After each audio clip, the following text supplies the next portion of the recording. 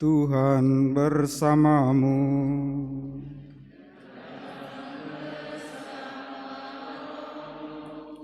Inilah Injil suci menurut Yohanes.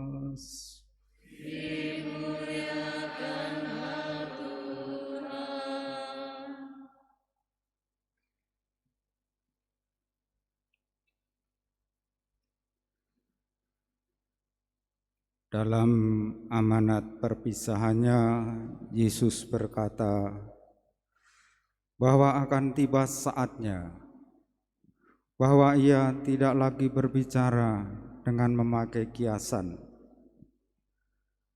Maka para murid berkata kepada Yesus, "Lihat, sekarang engkau berkata-kata terus terang, dan engkau tidak memakai kiasan. Sekarang kami tahu bahwa engkau mengetahui segala sesuatu, dan tidak perlu orang bertanya kepadamu. Karena itu kami percaya bahwa engkau datang dari Allah." Jawab Yesus kepada mereka, "Percayakah kamu sekarang? Lihat, saatnya datang, bahkan sudah datang, bahwa kamu dicerai-beraikan masing-masing ke tempatnya sendiri, dan kamu meninggalkan aku seorang diri. Namun aku tidak seorang diri, sebab Bapa menyertai aku. Semuanya itu kukatakan kepadamu, supaya kamu memperoleh damai sejahtera dalam aku. Dalam dunia kamu menderita penganiayaan, tetapi kuatkanlah hatimu. Aku telah mengalahkan dunia." Demikianlah sabda Tuhan.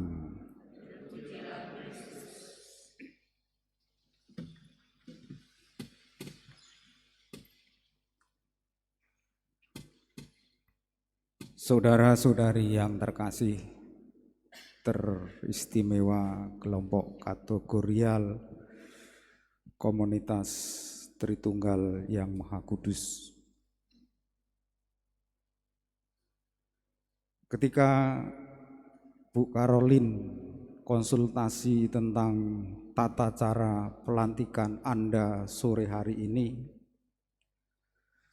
saya berbicara dengan Bu Karolin dengan mungkin keras atau terus terang, tidak pakai kiasan seperti Yesus. Kelompok-kelompok kategorial ini apa sih kegiatannya, saya bilang gitu. Tahu-tahu pelantikan, tahu-tahu perayaan, tidak ada laporan tertulis kepada Romo. Rame-rame kalau pelantikan, ribut, sibuk kalau pelantikan. Tapi saya bertanya, kegiatan kalian itu apa gitu loh. Banyak, Romo. Kalau banyak mana laporannya? Saya bilang begitu. Besok laporannya tertulis. Itu ada proposal pembangunan pagar gereja dari Gisting. Bawa proposalnya, Bu. Saya tidak mau tahu.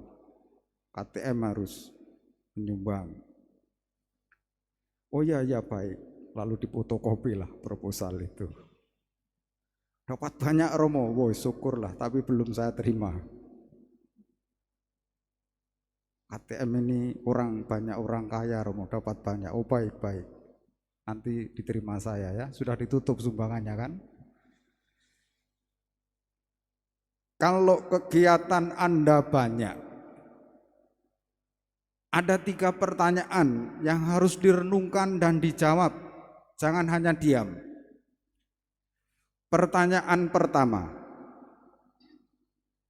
apakah pelayanan Anda mendatangkan kesatuan dengan Allah dan sesamamu?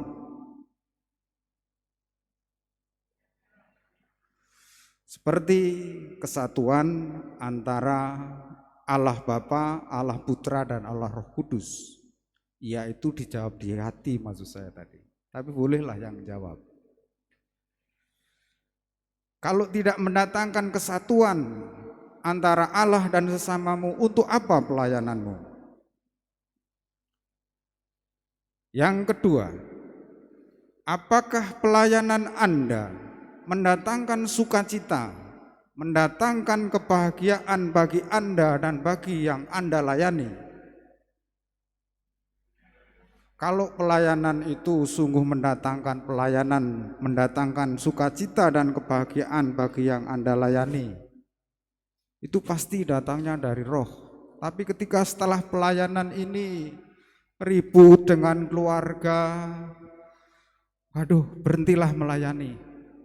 Tidak usah masuk KTM atau kategori lainnya. Ikut lingkungan saja. Pertanyaan terakhir untuk direnungkan. Apakah pelayanan ini, pelayanan Anda bisa menyembuhkan luka bagi yang melayani dan dilayani? Bisa memulihkan keadaan manusia? Yang paling pokok, bisa menyembuhkan luka, menyembuhkan amarah, menyembuhkan kuasa jahat. Apakah dengan pelayanan ini ada yang tersingkir, ada yang iri hati? Iri hati dalam komunitas sendiri adalah musuh terbesar dalam gereja, seperti yang dipesankan Paus Fransiskus. 3 pertanyaan itu kalau dijawab dengan jujur, Anda dibimbing oleh Roh Kudus. Sore ini kita belajar dari Paulus. Paulus tidak kenal lelah dan tidak menyerah memperkenalkan Roh Kudus. Ada Roh Kudus. Teristimewa kepada murid-murid Yohanes yang belum mengenal Roh Kudus. Dan di antara dalam pelayanan itu ada yang menerima bahasa roh. Meskipun bahasa roh tidak pokok, itu anugerah, tetapi Paulus berhasil menerangkan tentang Roh Kudus dalam pelayanan itu. Dan Roh Kudus itu diperkenalkan Paulus karena Paulus sungguh mengimani Yesus yang bangkit, Yesus yang hidup.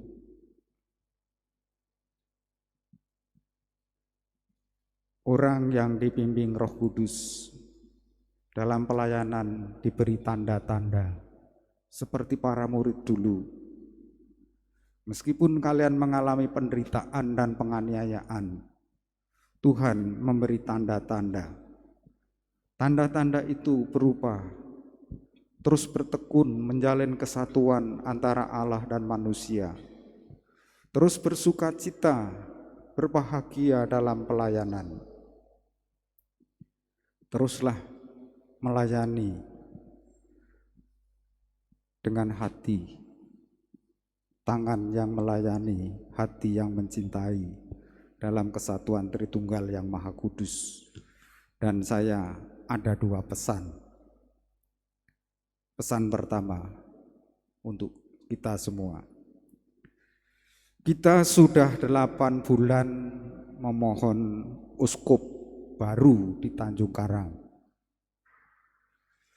Tetapi sudah 8 bulan didoakan terus-menerus, Tuhan belum memberi uskup baru. Mungkin karena saya tidak beriman, mungkin iman kita belum bekerja, belum sebesar biji sesawi. Doanya hanya sebatas bibir, sebatas kata-kata. Mulai sekarang, teristimewa kelompok KTM, doakanlah dengan penuh iman. Semoga bulan inilah ada pengumuman uskup baru. Yang kedua, 2 minggu yang lalu saya agak keras tentang Wiyata Garden karena saya ditunjuk menjadi ketua pelaksana tabisan uskup dan pelaksana Wiyata Garden 99. Begitu saya mengumumkan, banyak orang yang bertanya kepada Bapak Yusman Thohir, bertanya kepada saya, bahkan Meriana ya, langsung ke lokasi mengambil 1 kapling katanya. Romo kok jualan? Saya sudah tanya kepada Tuhan, boleh jualan sore ini. Bapak Ibu tidak usah takut. Kalau ada yang minta tolong, Romo bantu dengan doa, saya guyoni. Tidak usah dibantu dengan doa, saya lebih pintar berdoa dari Anda. Yang perlu kalian itu terlibat dalam proyek ini. Jangan menjadi orang yang naif. Nyanyiannya, bila roh Allah ada di dalamku, ku kan menari, dan seperti Daud kan menari. Tetapi ketika anaknya terjepit pintu menangis terus bernyanyi, bila roh Allah di dalamku, ku kan menari, seperti Yesus kan menari. Itu kan puji-pujian yang naif,